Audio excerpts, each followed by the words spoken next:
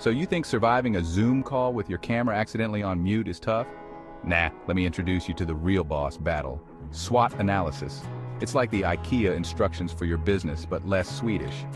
SWOT, it's not a streaming service, it's your business survival kit. Get ready for the thrills, strengths. Yeah, the stuff you brag about on LinkedIn, like how you increased synergy, which means you replied to emails faster than Karen from HR. CEO material right here. Weaknesses, the stuff you shove under the rug like that gym membership you haven't used since 2020. Let's just say it's like Twitter's rebrand to X. We're all just ignoring it happened.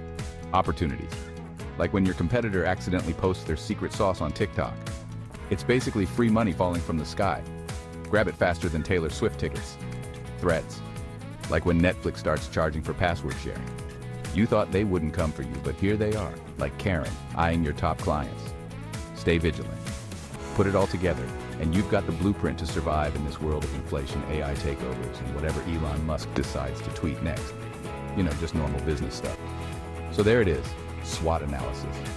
Because if you can't dodge the algorithm or Karen, at least you can plan for it.